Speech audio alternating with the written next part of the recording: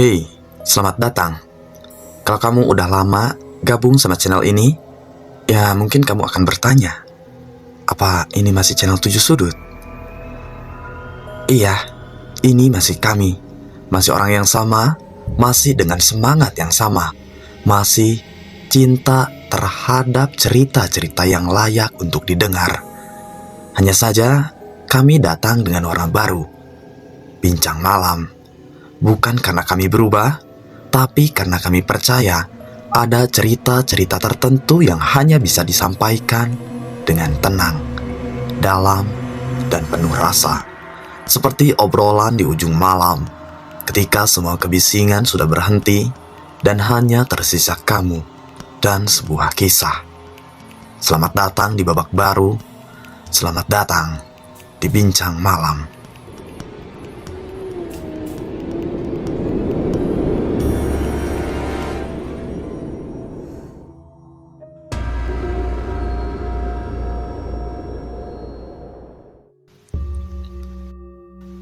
Izinkan saya Feng selaku host menceritakan salah satu cerita yang ditulis oleh Sofyan. Bukan cerita tentang tragedi, bukan tentang bencana, tapi tentang dua orang yang mencintai satu sama lain dengan cara yang paling sederhana, dengan hadir, dengan tertawa, dengan mendaki bersama ke tempat yang belum pernah mereka datangi sebelumnya. Ini kisah Rizal dan Bila, dan Gunung Merapi yang menjadi saksi bisu dari segalanya.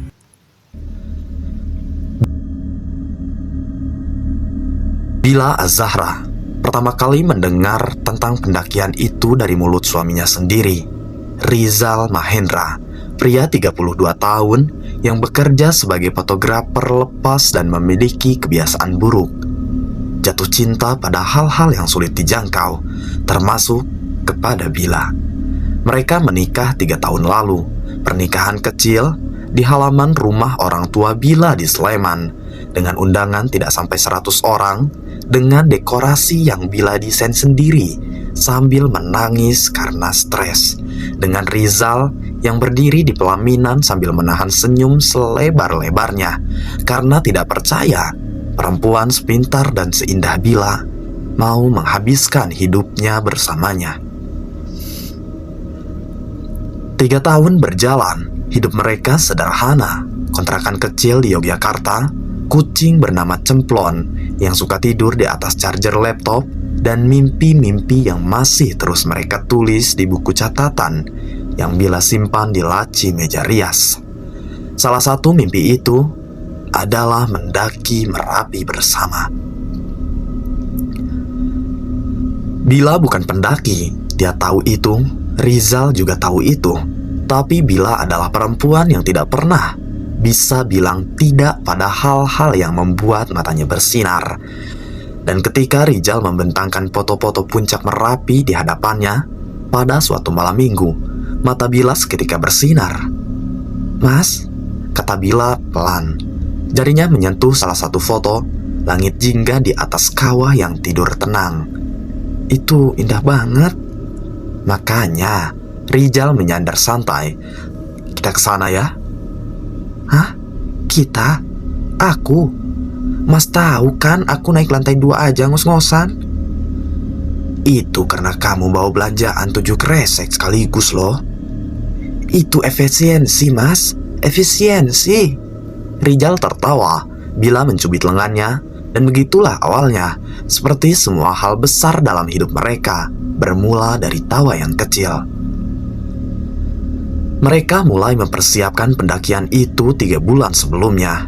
Bila memulai jogging setiap pagi, mula-mula hanya sampai ujung gang, lalu semakin jauh, sampai suatu pagi Rizal melihat istrinya pulang berlari dengan muka merah dan napas yang habis, tapi matanya bersinar.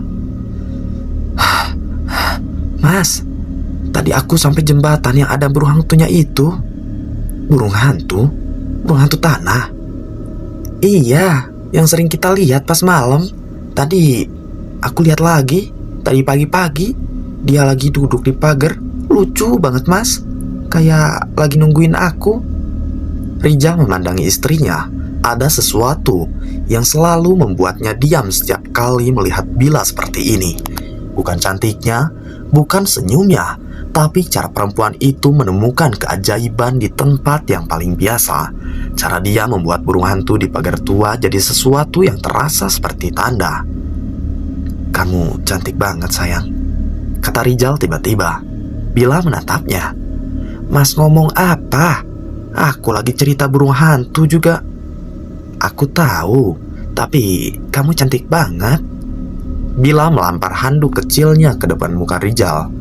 Rizal menangkapnya sambil tertawa, dan Cemplon yang dari tadi tidur di kaki meja membuka matanya satu, lalu menutupnya lagi dengan ekspresi yang tidak peduli.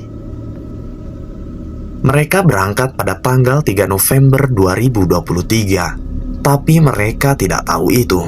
Bahkan tidak ada yang tahu itu. Gunung Merapi memang sudah berstatus siaga sejak lama, level 3, yang artinya ada aktivitas, ada pemantauan ketat, ada radius aman yang harus dipatuhi. Tapi pendakian ke jalur Barameru, jalur wisata yang sudah biasa dilalui, masih diperbolehkan.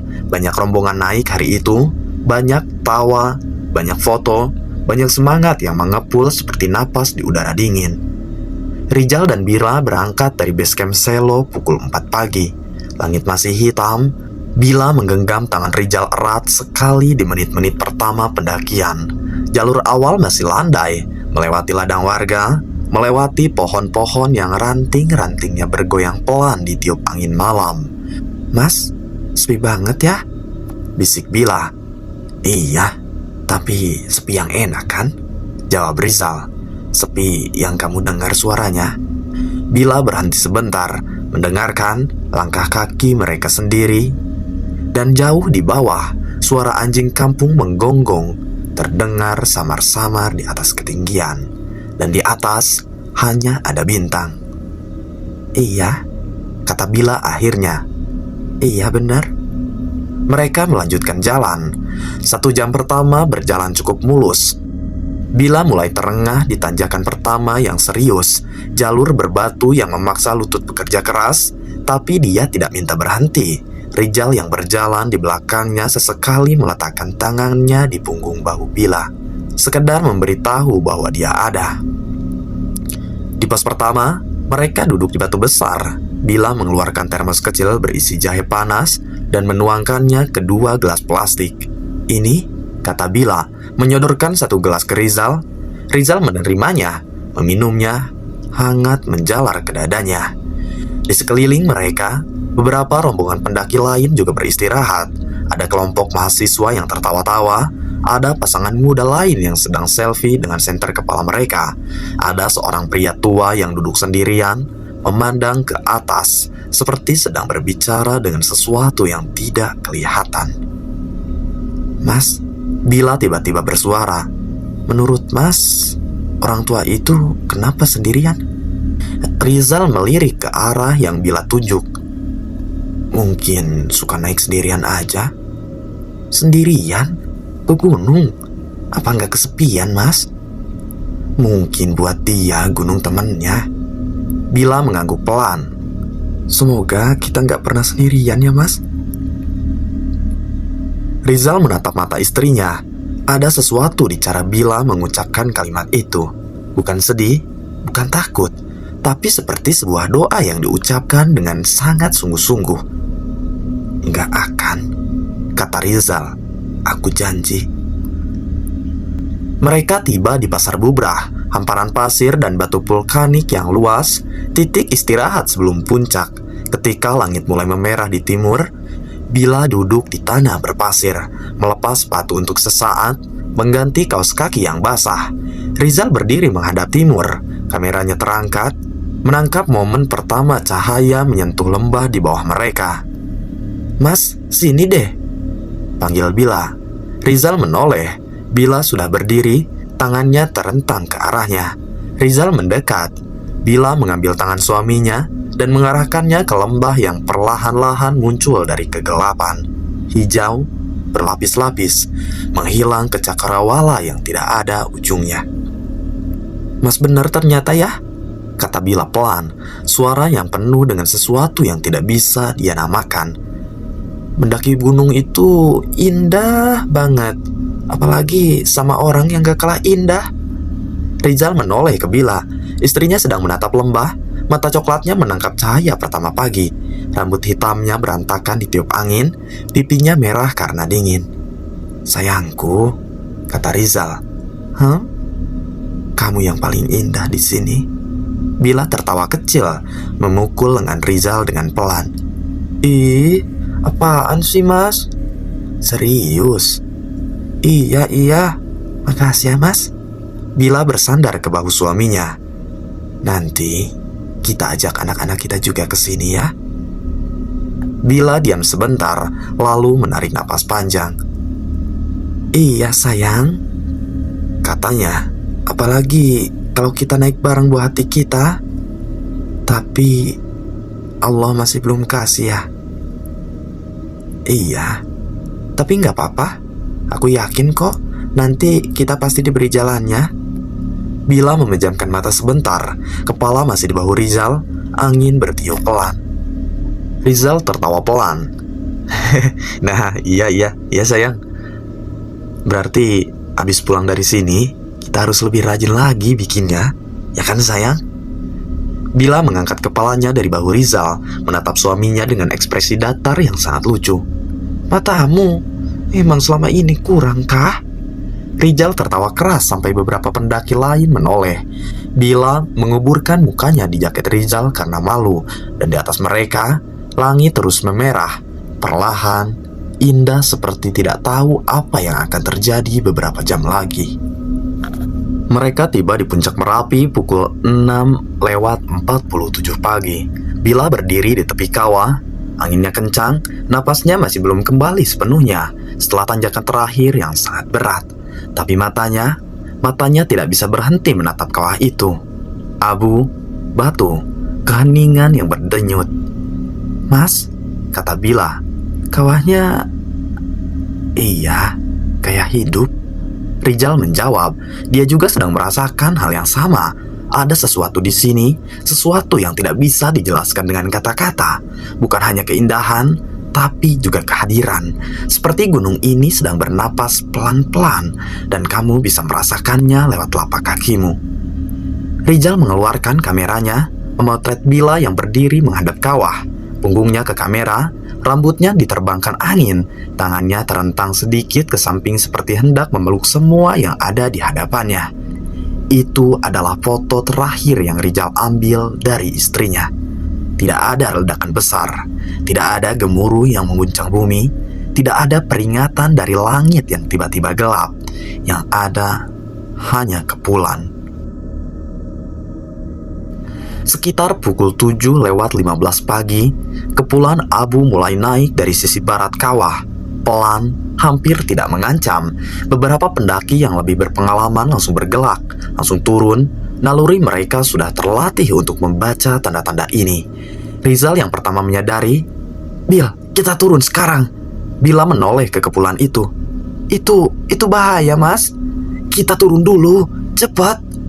Tidak ada debat. Bila langsung meraih tasnya, dan mereka mulai turun bersama beberapa rombongan lain yang juga sudah bergerak. Jalur turun ramai dengan langkah-langkah terburu, suara-suara memanggil nama, suara kerikil yang berguguran. Tapi kepulan itu naik lebih cepat dari yang mereka perkirakan. Bukan letusan besar, Merapi tidak memuntahkan lava, tidak ada hujan batu yang besar, tapi asap vulkanik, gas belerang, karbon dioksida, racun yang tidak berwarna-warni, yang tidak berbau menyengat sampai sudah terlambat, mulai menyebar ke arah jalur turun. Bila yang pertama merasakannya, tenggorokannya terasa aneh, matanya mulai perih. "Mas, mataku." "Pakai buff, Bil, tutup hidung dan mulut." Mereka berdua menutup wajah dengan kain. Tapi di ketinggian seperti ini, dengan fisik yang sudah terkuras habis setelah pendakian, dengan jalur berbatu yang licin karena embun pagi, tubuh manusia punya batasnya. Bila tersandung untuk pertama kalinya di tikungan sebelum pasar bubrah, kakinya terpeleset di batu yang basah, lutut kanannya terbentur tanah dengan keras, dan dia menahan erangan karena sakit. "Bila, Rizal langsung di sisinya, membantu istrinya berdiri. "Aku baik-baik saja, Mas," kata Bila, tapi suaranya sudah tidak sama, lebih pelan, lebih berat. Mereka terus turun dari sisi Bila, tidak tahu persis kapan semuanya mulai terasa berbeda. Langkahnya semakin berat, bukan karena lelah, walaupun lelah itu nyata, mematikan, menggantung di setiap sendinya. Tidak ada sesuatu yang lain, seperti kabut yang masuk bukan lewat matanya, tapi lewat darahnya. Kepalanya berdenyut, pendengarannya seperti terhalang sesuatu. Di atas terus berjalan karena Rizal di sampingnya. Tangan suaminya menggenggam tangannya dengan erat sekali, terlalu erat sebenarnya, sampai sedikit sakit. Tapi Bila tidak minta dilepaskan, karena genggaman itu adalah satu-satunya hal yang terasa nyata. Di tengah perjalanan turun, Bila tersandung untuk kedua kalinya. Kali ini lebih keras, bahunya membentur batu di tepi jalur, dan sedetik, hanya sedetik, dunianya gelap. Rizal menariknya bangun, wajah suaminya ada di depannya, mulutnya bergerak, tapi suaranya seperti datang dari balik kaca. Bila, lihat aku. Bila menatap mata Rizal, mata yang sama yang menatapnya di pelaminan 3 tahun lalu, mata yang sama yang selalu bisa dia kenali bahkan dalam kegelapan. Dia ingin bilang sesuatu, ingin bilang banyak hal, tapi yang keluar hanya, "Mas, capek banget." "Aku tahu, Bil. Sebentar lagi kita sampai." Iya, Mas." Bila mencoba tersenyum. Rizal menopang istrinya hampir sepanjang jalur terakhir. Dia tidak ingat persis bagaimana caranya. Dia tidak ingat apakah dia memanggil bantuan atau tidak. Apakah ada orang lain yang membantu atau tidak. Hanya tangannya yang menggenggam Bila. Kakinya terus bergerak, dan satu kalimat yang terus dia ulang dalam hatinya, seperti doa, sebentar lagi." Bila jatuh untuk ketiga kalinya di tikungan terakhir sebelum base camp. Kali ini tidak bangkit sendiri. Rizal menjatuhkan lututnya ke tanah, meraih kepala Bila, meletakkannya di pahanya.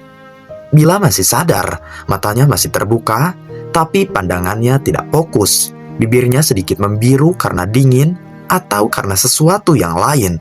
Rizal tidak mau pikirkan. "Hei, Bila. Aku di sini, sayang." Bila menggerakkan tangannya, mencari tangan Rizal. Rizal menangkapnya, menggenggamnya dengan kedua tangan. "Mas," suara Bila sangat pelan sekarang. Tadi indah ya?" Iya." Tenggorokan Rizal terasa seperti ada yang meremas. "Tadi indah banget. Kita kesini lagi ya nanti sama anak-anak kita, sayang." Bila tersenyum, mata coklatnya menatap langit di atas mereka. Langit yang sekarang sudah mulai penuh dengan warna.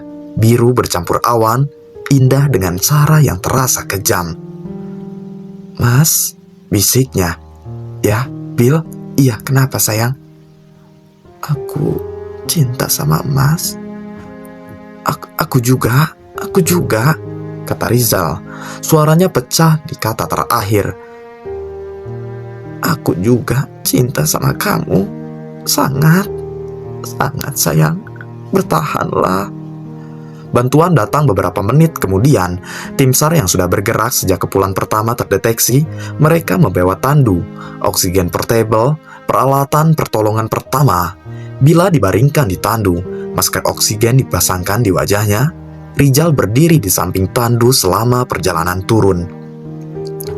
Tangannya tidak pernah melepaskan tangan Bila, sampai akhirnya melepaskan juga. Bila Az-Zahra dinyatakan meninggal dunia pukul 9:43 pagi, Sabtu 4 November 2023.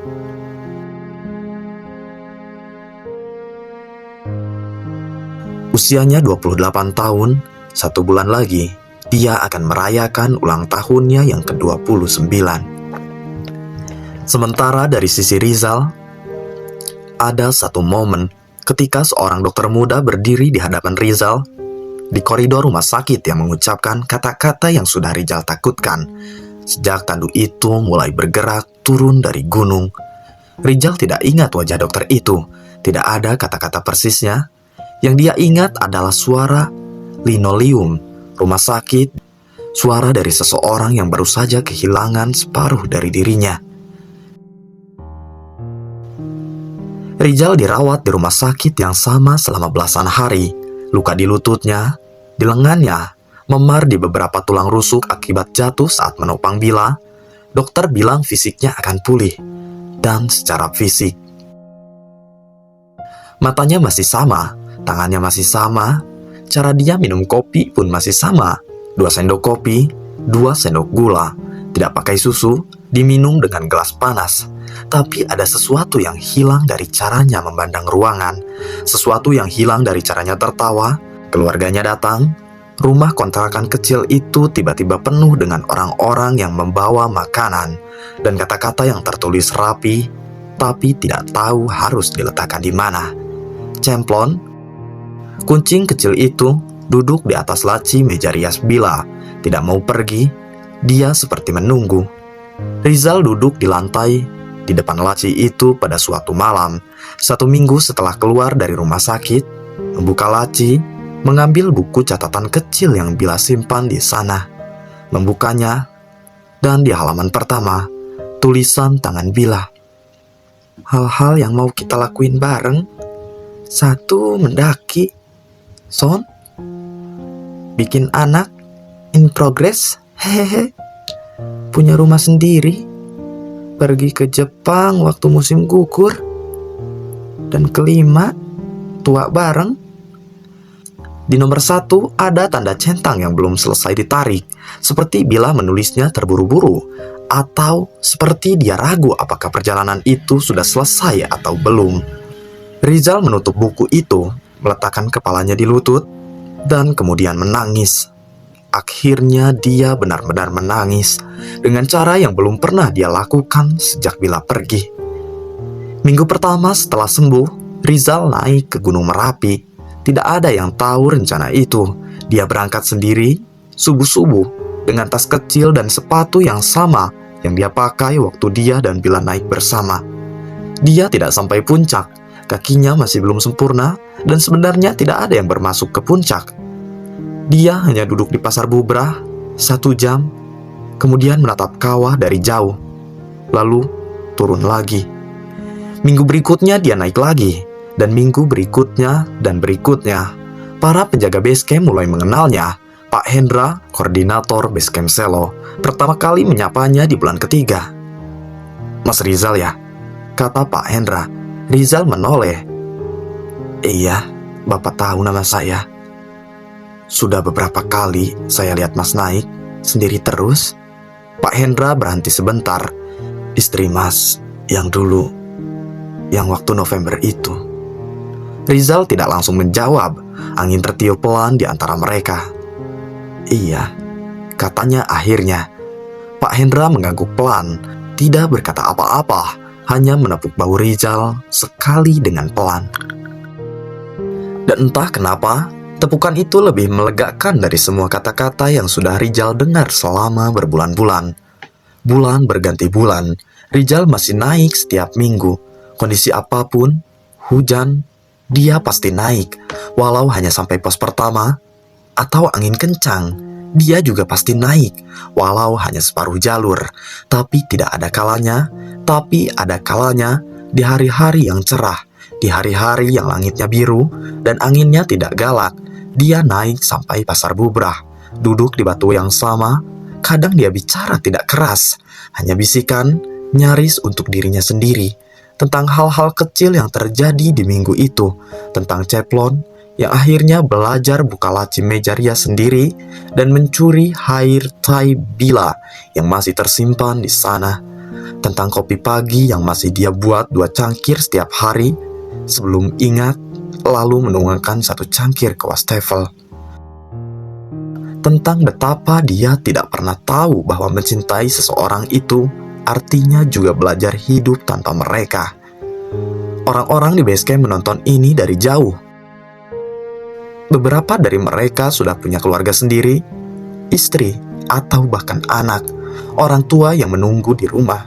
Dan di setiap kali mereka melihat Rizal turun dari gunung dengan langkah pelan itu, ada sesuatu yang membuat mereka ingin cepat-cepat pulang dan memeluk yang mereka sayangi. Karena Rizal mengingatkan mereka, cinta itu bisa jadi sangat besar dan kehilangan bisa jadi sangat berat, bahkan untuk orang yang kelihatannya baik-baik saja. Tahun pertama berlalu, dan tahun kedua dimulai. Rizal sudah tidak menghitung berapa kali dia naik. Yang dia tahu, kakinya sudah hafal jalur itu seperti mengenal rumah sendiri.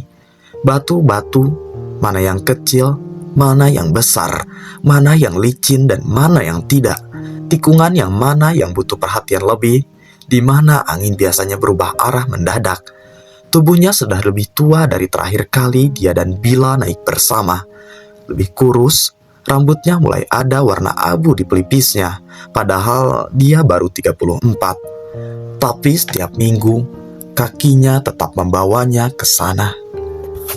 Pada Sabtu pagi di bulan November, tepat 2 tahun setelah Bila pergi, Rizal naik lagi. Kunjungan ke beberapa, dia tidak ingat, lebih dari 100 mungkin.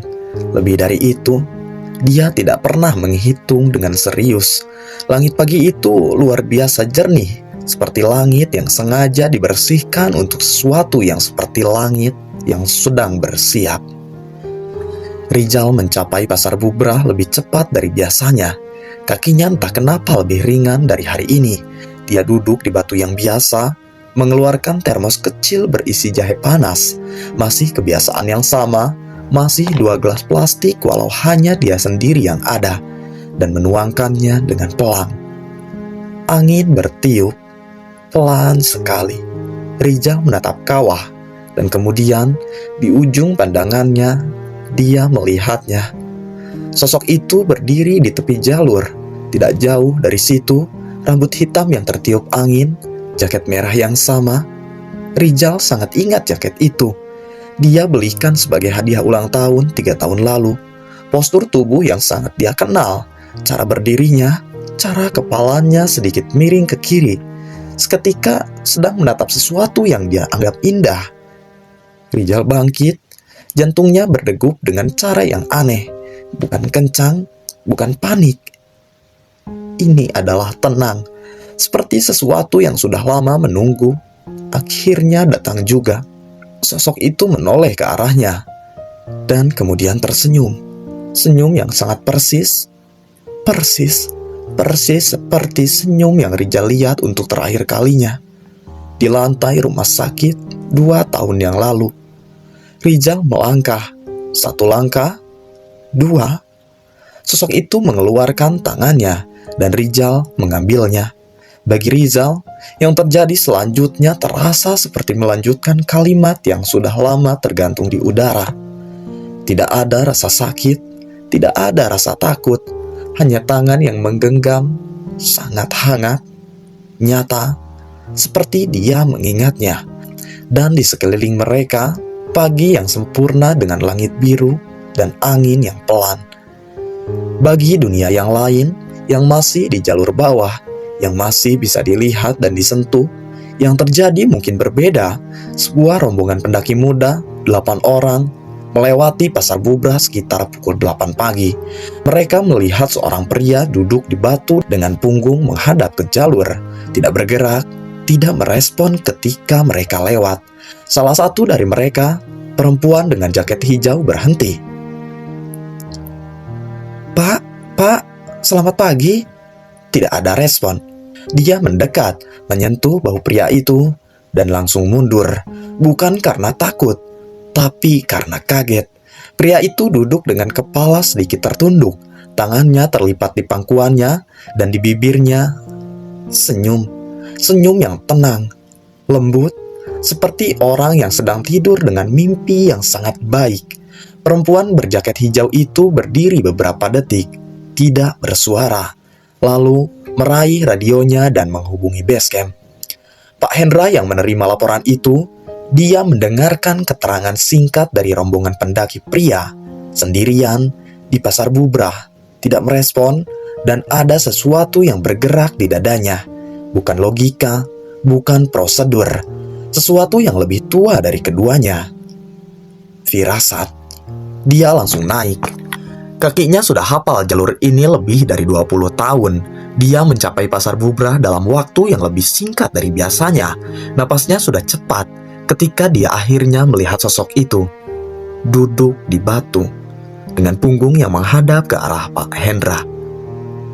Pak Hendra berjalan mendekati pelan, dan ketika dia memutar ke depan dan melihat wajahnya, dia berhenti. Mas Rizal. Dia sudah tahu jawabannya sebelum memeriksa, tapi tetap saja tangannya gemetar ketika menyentuh nadi di leher Rizal. Tidak ada. Pak Hendra berdiri lagi, menatap wajah pria yang sudah dia kenal selama hampir 2 tahun itu. 20 tahun lebih menjaga gunung ini, Pak Hendra sudah melihat banyak hal, sudah melihat keindahan yang tidak terlukiskan dan tragedi yang tidak terhapuskan, sudah menemukan orang-orang di tempat yang seharusnya tidak ada, sudah mengantar rombongan naik, dan tidak semua dari mereka turun dengan cara yang sama. Tapi senyum seperti ini, dia baru sekali melihatnya. Senyum seperti seorang yang sudah menemukan apa yang mereka cari selama ini. Pak Hendra mengeluarkan radionya, berbicara pelan, memberikan laporan singkat ke bawah, lalu diam sebentar, memandang ke kawah yang jauh di sana, dan kemudian, entah kenapa, tanpa merencanakannya, dia berbicara pelan, lebih kepada angin daripada ke siapapun. Sampai jumpa lagi, Mas. Angin bertiup pelan, membawa abu tipis dari kawah yang jauh, seperti sebuah jawaban. Di kontrakan kecil di Yogyakarta, Cemplon duduk di atas laci meja rias bila. Sudah seharian di sana, tidak makan, tidak bergerak kemana-mana, sampai sore tiba. Dan entah kenapa, tanpa alasan apapun, dia turun dan berjalan ke pintu kamar. Duduk di sana, memandang keluar jendela yang sudah lama tidak dibuka, dan mengeong sekali. Pelan, seperti memanggil seseorang yang sudah lama pergi, seperti menyambut seorang yang sudah pulang. Di atas sana, di tempat di mana angin tidak tertiup tapi udara terasa hangat, di tempat yang tidak ada jalur pendakiannya, tapi terasa seperti puncak, 2 sosok berjalan berdampingan, yang satu dengan jaket merah, dan yang satu dengan kamera yang sudah lama tidak dia angkat. Dan di antara mereka, langit terbentang, bukan jingga, bukan biru, tapi sesuatu di antaranya, sesuatu yang tidak ada namanya, sesuatu yang lebih indah dari semua foto yang pernah Rizal ambil, dan semua kata yang pernah Bila tulis di buku catatannya. Tidak ada yang bicara, tidak perlu, tangan mereka sudah menggenggam, erat, sangat erat, hangat, seperti tidak pernah terlepas. Kita tidak selalu tahu kapan sebuah perjalanan akan menjadi yang terakhir, bukan? Kita juga tidak selalu tahu ketika kita mengucap selamat pagi, apakah masih ada yang menyusul? Yang bisa kita lakukan, yang selalu bisa kita lakukan, adalah hadir, sepenuhnya hadir, untuk orang yang kita genggam tangannya, untuk momen yang kita injak tanahnya, untuk hidup yang kita jalani bersama. Karena kadang, cerita yang paling dalam bukan yang paling keras diucapkan, tapi yang tidak pernah berhenti, bahkan ketika semuanya sudah selesai. Terima kasih sudah menyimak sampai di penghujung cerita ini. Kalau cerita ini menyentuh sesuatu dalam dirimu, entah itu rindu, atau rasa syukur, atau sekedar keinginan untuk segera menelpon seseorang yang kamu sayangi, maka cerita ini sudah selesai dengan sempurna. Kalau kamu merasa ini layak untuk didengar orang lain, bagikan, bukan untuk kami, Tapi untuk cerita Rizal dan Bila yang mungkin butuh lebih banyak di telinga. Dan kalau kamu mau terus menemani kami di Bincang Malam, tombol subscribe ada di bawah.